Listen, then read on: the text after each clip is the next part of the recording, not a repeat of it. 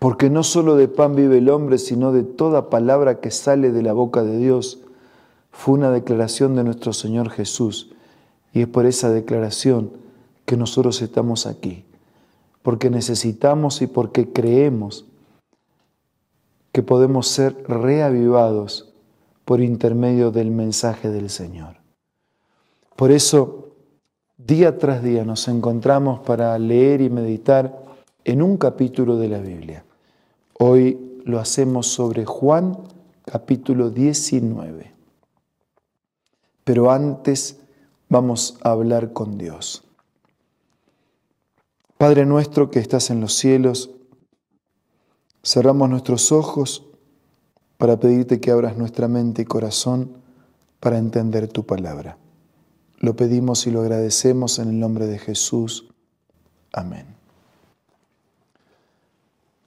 Y ahora llegamos al momento del Evangelio donde Juan, así como los otros evangelistas lo hacen, también nos cuenta de esos sufrimientos supremos de Jesús. Dice que Pilato tomó entonces a Jesús y mandó que lo azotaran.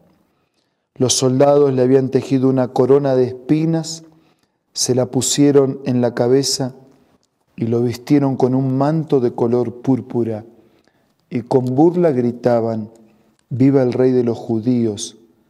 Gritaban mientras se le acercaban para abofetearlo. Pilato volvió a salir. «Aquí lo tienen», dijo a los judíos.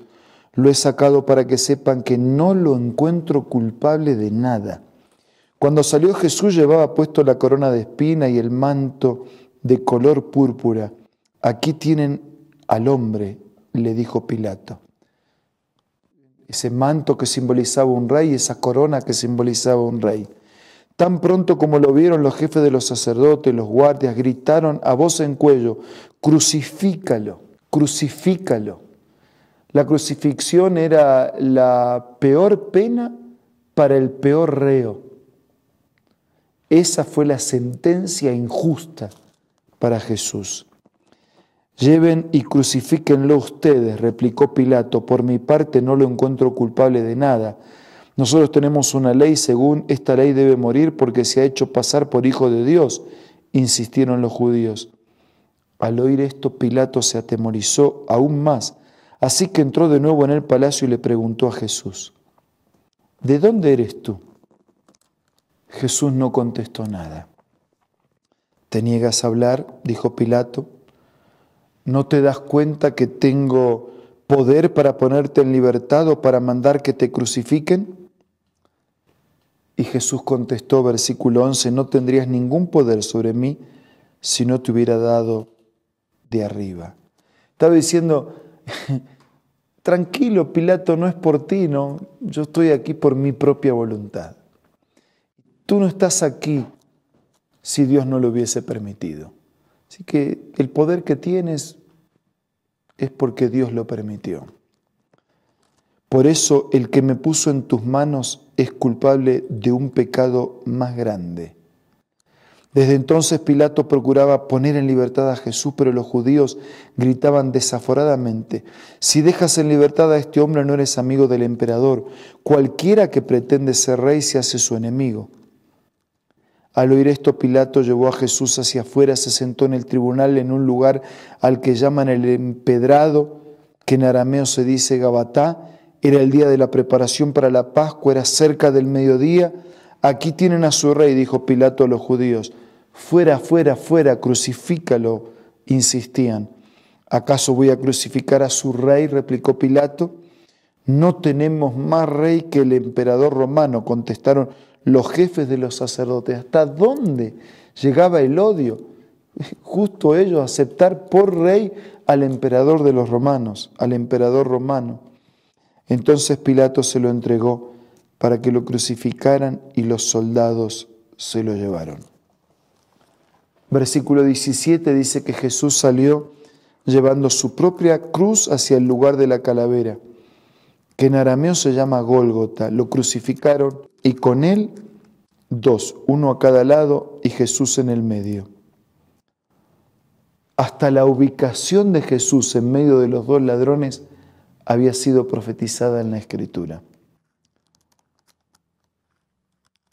Pilato mandó que se pusiese un letrero en el que estuviera escrito Jesús de Nazaret, Rey de los judíos. Muchos de los judíos lo leyeron, pero el sitio en que crucificaron a Jesús estaba cerca de la ciudad. El letrero estaba en arameo, en latín y en griego, como para que todos lo entendieran, los menos cultos, los más cultos, los extranjeros, todos. No escriba Rey de los judíos, protestaron ante Pilato los jefes de los sacerdotes judíos. Él dice que es Rey de los judíos. Lo que he escrito, escrito queda, les contestó Pilato. Miren un par de detalles realmente significativos para reflexionar. Lo habían rechazado como Dios y ahora también querían rechazarlo como rey. Pero no pudieron. Es que el reino del Señor es inalterable. Cuando los soldados lo crucificaron a Jesús, tomaron su manto, lo partieron en 4 partes, una para cada una de ellos. Tomaron también la túnica, la cual no tenía costura, sino que era de una sola pieza tejida de arriba abajo. No la dividamos, se dijeron unos a otros. Echemos suerte para ver a quién le toca, y así lo hicieron los soldados. Esto sucedió para que se cumpliera la escritura que dice: se repartirán entre ellos su manto, y sobre mi ropa echaron suertes. Los soldados estaban en otra cosa, indiferentes, ajenos, jugaron, echaron suerte y también así cumplieron la profecía. Versículo 25. Junto a la cruz de Jesús estaban su madre, la hermana de su madre María, la esposa de Cleofas, y María Magdalena. Cuando Jesús vio a su madre y a su lado al discípulo a quien él amaba, dijo a su madre: mujer, y ahí tu hijo. Y luego le dijo al discípulo: ahí tienes tu madre. Y desde aquel momento el discípulo lo recibió en su casa. En medio de su dolor y de su angustia, clavado en una cruz, seguía pensando en su madre, seguía pensando en sus discípulos, seguía pensando en los demás. Los soldados eran indiferentes y ajenos. Los seguidores de Jesús eran íntimos, pero también tenían sus intereses personales. Y ahora aparece el desenlace. Después de esto, como Jesús sabía que ya todo había terminado y para que se cumpliera la Escritura, dijo: tengo sed. Había allí una vasija llena de vinagre, la empaparon una esponja en el vinagre, la pusieron en una caña, se la acercaron a la boca, y al probar Jesús el vinagre dijo: todo se ha cumplido. Luego dice, inclinó la cabeza y entregó el Espíritu. Era el día de la preparación para la Pascua. Los judíos no querían que los cuerpos permanecieran en la cruz en sábado, por ser ese un día muy solemne. Y aquí acabábamos de escuchar el tercer gran grito en la historia de la humanidad. El primer grito fue el de la creación, cuando Dios contempló lo que había hecho y dijo: he aquí todo está bueno y bueno en gran manera. Ahora dice: todo se ha cumplido, hecho está. Es el grito de la redención. Y en Apocalipsis aparece el tercer gran grito, que habla de la restauración definitiva. Hecho está y quedará hecho para siempre. La escena continúa. Tal como los otros evangelios lo dicen, retiraron el cuerpo, lo llevaron a una tumba nueva. Antes, uno de los soldados abrió el costado con una lanza. Al instante brotó sangre y agua, y el que lo vio ha dado testimonio de ello, y su testimonio es verídico. Él sabe que dice la verdad, para que también ustedes crean. Esa agua y sangre que sale del corazón quebrado de Jesús es una evidencia científica de un corazón quebrado por la angustia. Elena de White dice que fue quebrado por la angustia mental de llevar sobre sí los pecados de toda la humanidad, también los nuestros. Aparece la sepultura de Jesús desde el versículo 38, en ese pedido por los amigos que un día habían comenzado a ser discípulos en secreto y que ahora eran discípulos en público. Allá lo guardaron Como era el día judío de la preparación y el sepulcro estaba cerca, pusieron allí a Jesús. Qué escenas, cuánto dolor, cuánta tristeza, cuánta injusticia, cuánta historia, cuánta revelación. Pero hay que decir cuánto amor, cuánto sacrificio, cuánto interés de Dios para con nosotros. Insisto, murió voluntariamente, puso su vida, pagó la culpa del pecado, el precio y el costo del pecado para librarnos para siempre. Fue por ti, fue por mí, fue por usted, fue por nosotros, fue por usted, fue por cada uno y fue por todos. La pregunta es, ¿valió la pena para mí? La respuesta depende de mí y depende de cada uno de nosotros. Respondamos ahora a través de la oración.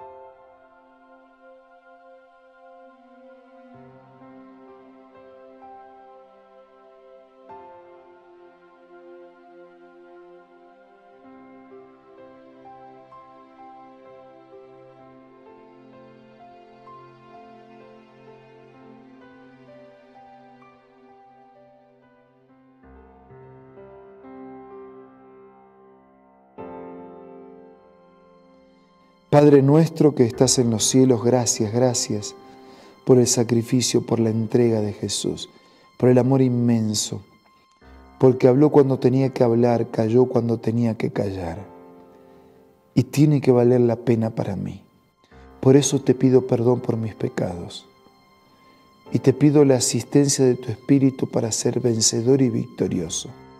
Y te pido que bendigas a todos nuestros amigos para que todos recibamos a Jesús una vez más. Y bendice a todos nuestros hermanos para que nos mantengamos firmes y fieles, impactados por este amor, te amemos y nos preparemos para tu reino. Nada merecemos, pero con gratitud te pido todo en el nombre de Jesús. Amén. Muchas gracias por su compañía. Nos reencontramos mañana, si Dios quiere.